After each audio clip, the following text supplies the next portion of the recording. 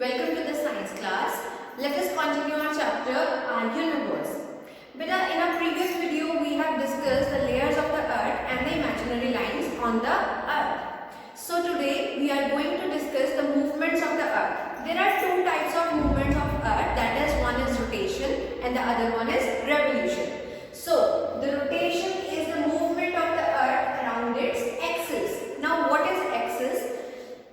As we have drawn the diagram of earth, that this is earth and the north pole and the south pole. The imaginary line which passes from these poles means the center of the earth. These poles this line is known as axis. So the movement of the earth, suppose this is earth, this movement, suppose there is north pole and south pole. Suppose कि यहाँ से एक line पास कर रही है centre में से, और जो अर्थ अगर ऐसे रोटेट कर रही है, इस मूवमेंट को हम कहते हैं rotation. This movement of earth around its axis, axis के आसपास ऐसे घूम रही है ball, this movement is known as rotation. Now revolution.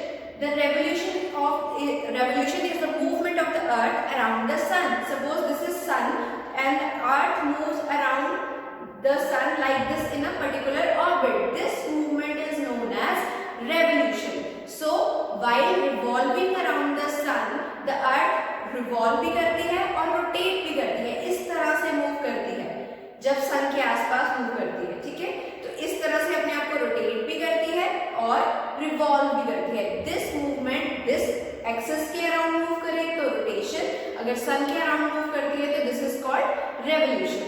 Now let us discuss rotation first. बेटा rotation के कारण क्या होते हैं? Days and night. Rotation of the earth causes days and nights. क्योंकि देखो बेटा सन यहाँ से है, तो जब अर्थ का ये पार्ट सन को फेस कर रहा है, तो this portion of the earth will have day, and when ये रोटेट करता है 24 आवर्स में, वन रोटेशन करता है. ठीक है, तो जब 24 आवर्स में ये पोर्शन हमारा बैक चला गया और पीछे वाला पोर्शन अब आगे आ गया, तो ये सन को फेस कर रहा है. Now this portion will have day and the other portion will have night. So the rotation of the earth causes days and nights. क्योंकि सन की रेस को सिर्फ एक पोर्शन फेस कर रहा है, तो उस पोर्शन में डे होगा and the other portion will have night. तो इस तरह से रोटेशन के कारण क्या होते हैं? days and nights. And now जो अर्थ है वो डिफरेंट एंगल्स पे डिफरेंट स्पीड से मूव करती है. बिकॉज देखो अर्थ ऐसे टिल्टेड होती है थोड़ी, ठीक है, ऐसे सीधी नहीं होती, ऐसे टिल्टेड होती है. तो टिल्ट करते टाइम जब ये रोटेट करती है, तो at poles and at equator इसकी स्पीड डिफरेंट है. तो एट पोल्स इसकी स्पीड कितनी होती है? 480 kilometre per our, and at equator इसकी स्पीड कितनी है? 1600 kilometre per our. So because it is circular in shape, तो उसकी स्पिनिंग स्पीड भी डिफरेंट है. तो ऊपर पोल्स के पास कितनी स्पीड है? 480 किलोमीटर पर आवर, एंड यहाँ पे इक्वेटर के आसपास कितनी स्पीड है? 1600 kilometre per hour. Now come to revolution. Now revolution अभी मैंने आपको बताया, it is the movement of the earth around the sun. ठीक है, सो अब इस मूवमेंट के कारण क्या होते हैं? हमारे सीजन्स, हमारे चेंज इन सीजन्स, जैसे समर, विंटर, ऑटम, ये सारे सीजन्स आते हैं. ये क्यों आते हैं? क्यों चेंज होते हैं seasons? Because of the revolution of the अर्थ. क्योंकि अर्थ जो है सन के आसपास ऐसे पूरे राउंड लगा रही है, इस कारण से हमारे क्या चेंज होते हैं? सीजन्स. नाउ बेटा अर्थ का जो एक पार्ट है वो टिल्टेड है ऐसे, तो सन की रेस जो कोई एक पार्ट जो है वो सन के पास होगा and the other part will be away from the sun. So जैसे अगर यहाँ पे आपका सपोज दिस इज सन, तो यहाँ पे अर्थ है, यहाँ पे टिल्टेड, तो ये पार्ट सन के पास है एंड जो ये पार्ट है वो सन से अवे है थोड़ा. ठीक है, तो ये टिल्ट, अर्थ की टिल्ट और रेवोल्यूशन के कारण भी क्या होते हैं? हमारे change in seasons. Now one more thing, the days and nights are equal at the equator. बेटा जो इक्वेटर वाला पार्ट है, यहाँ पे इस रीजन में, जो इक्वेटर के रीजन में हमारे कोई भी प्लेसेस हैं, जो भी प्लेसेस आती हैं, वहां पर equal days and equal nights होती हैं. जैसे हमारे आपने देखा होगा विंटर्स आ गए तो days are short, nights are long, and in summers days are long and nights are short. अब आप देखो 6 o'clock 7-8 o'clock तक हमें सूरज की सन की रेज दिखाई देती रहती है, ठीक है। सो बट इक्वेटर पे days and nights are always equal. By so अब ऐसा क्यों होता है? बिकॉज देखो ये सन है, सन की रेज इक्वेटर पे चाहे वो इस तरह से टिल्टेड हो चाहे वो इस तरह से टिल्टेड हो, इक्वेटर पे जैसे ये सन है बेटा, ये अर्थ है, अगर वो इस तरह से टिल्टेड है, सपोज यहाँ पे नॉर्थ पोल है और यहाँ पे साउथ पोल, तो सन की रेज इक्वेटर पे उसी तरह से पड़ रही है। अगर वो इस तरह से टिल्टेड होगा कि साउथ पोल सन के टुवर्ड्स है और नॉर्थ पोल सन से अवे है, तो भी इक्वेटर पे वैसे ही रेज पड़ रही है। तो the places which are at the equator are always at a equal distance from the sun, वो एक फिक्स्ड डिस्टेंस पे होते हैं सन से, तो दैट्स व्हाई उनकी सन रेज उनके ऊपर throughout the year same ही रहती हैं, तो इसलिए उनके डेज एंड नाइट्स क्या होते हैं? Equal. Now let us study in detail that how the season change due to the earth's revolution and earth's rotation. Now जब बेटा अर्थ का नॉर्थ पोल टुवर्ड्स टिल्टेड है सन के, तो जो नॉर्थ पोल है वहां पर सन की डायरेक्ट रेज आ रही है, जो साउथ पोल वो अवे हो गया, ठीक है। सपोज मेरी ये दो फिंगर्स हैं, ये नॉर्थ पोल है, ये साउथ पोल है, ठीक है। अब सन यहाँ है, तो सन की रेज नॉर्थ पोल पे तो डायरेक्टली पड़ रही है, लेकिन साउथ पोल पे स्लांटिंग पड़ रही है, ठीक है। तो जो जहाँ पे डायरेक्ट सन रेज पड़ रही है वहां पे टेम्परेचर हाई हो जाएगा, ठीक है। तो इस जगह पे टेम्परेचर हाई होने के कारण क्या कौन सा सीजन बनता है? Summer season. Like in this figure, जब नॉर्थ पोल टिल्टेड होता है सन के टुवर्ड्स, तो सन नॉर्दर्न हेमिस्फीयर पे डायरेक्ट सन रेज पड़ती है, लेकिन जो सदर्न हेमिस्फीयर है वो अवे है, तो वहां पे स्लांटिंग रेज पड़ रही है। तो that's why this reason, this southern hemisphere will have winter season and northern hemisphere will have summer season. Now जब northern hemisphere away है, जब north pole away है from the sun and the southern hemisphere is away,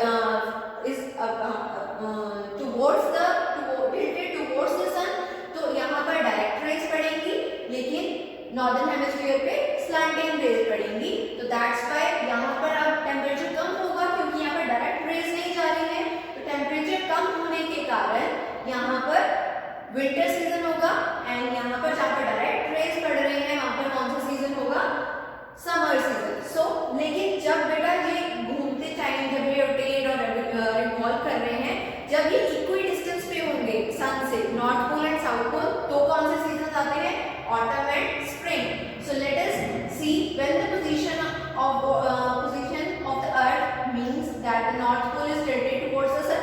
जब north pole tilted होगा towards the sun, तो northern region में summer season आएगा and southern hemisphere में विंटर सीजन आएगा। And when the south pole is tilted towards the sun, then the northern hemisphere will have winter season and the southern hemisphere will have summer season.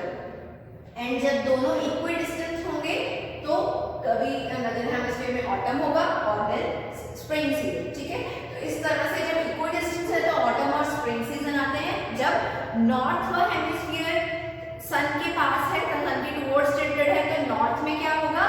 Summer season, और south में क्या होगा? Winter season. And जब southern hemisphere सन की तरफ towards tilted है, तो south में क्या होगा? समर सीजन, एंड नॉर्थ में क्या होगा? Winter season. So in this way, because of the revolution of the earth and the tilt of the अर्थ, क्योंकि वो टिल्टेड है ना, टिल्ट होने के कारण ही तो वहां पे डायरेक्ट रेज नहीं जा रही अदर पोर्शन में, और वो ऐसे रिवॉल्व कर रहा है सन के आसपास, तो उसकी पोजीशन भी चेंज होती जा रही है।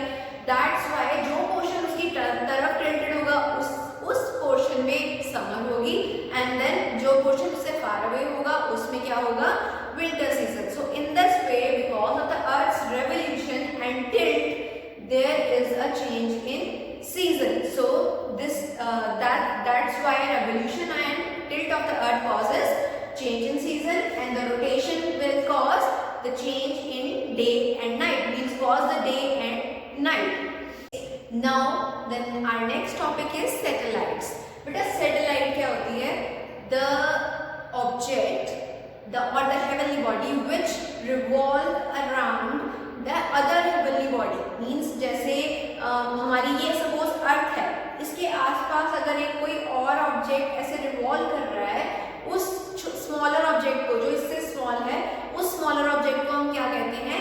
सैटेलाइट। ठीक है, तो the natural satellite of our earth is moon because the moon revolves around our earth in a fixed path. Moon क्या है? इसके आसपास ऐसे रिवॉल्व करता है, जिस तरह से सन रिवॉल्व करती है, अर्थ रिवॉल्व करती है सन के अराउंड, उसी तरह से मून जो है हमारी अर्थ के आसपास ऐसे रिवॉल्व करता है। That's why we call it a satellite. Means the body or the smaller body which revolve around the other heavenly body in space is called a satellite. So हमारी natural satellite क्या है?